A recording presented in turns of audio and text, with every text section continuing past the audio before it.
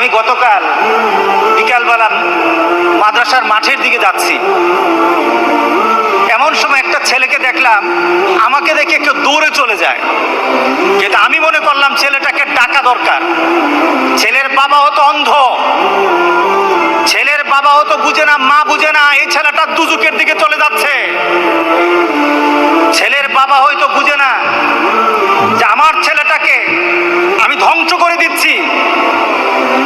আমি ছেলেটাকে দৌড়িয়ে আনলাম, সে ভাগতেছিল। আমি বললাম এদিকে আয়, ভাগিস না। ছেলেটাকে কাছে এনে বললাম, তুই যে চুলটাকে লাল করেছিস, চুলটা লাল, তোর আব্বাকে বলিস আমার সাথে দেখা করতে।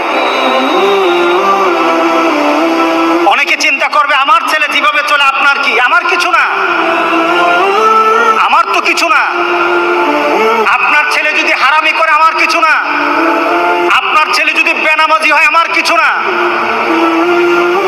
রাস্তায় যখন হাঁটতে বের হই দেখা যায় ছেলেরা 20-25 জন দাঁড়িয়ে গল্প গুজব করে, 20-25 জন, কিন্তু এই ছেলেগুলি কোনো সময় মসজিদে পাই না আমরা।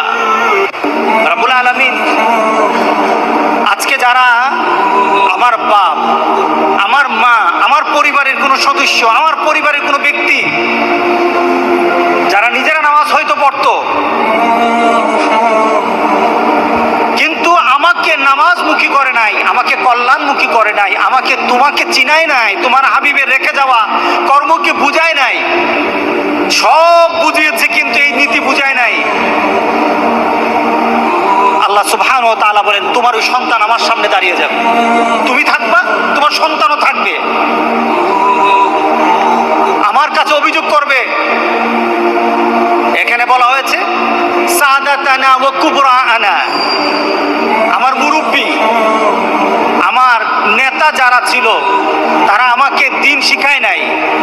আবার অপর আয়াতে আল্লাহ বলেছেন, সন্তান দাঁড়িয়ে বলবে, মাবুদ, আমার বাবা, আমার পরিবারের আত্মীয় স্বজন, আমার পরিচিত জন কেউ আমাকে নামাজের কথা বলে নাই, রাস্তা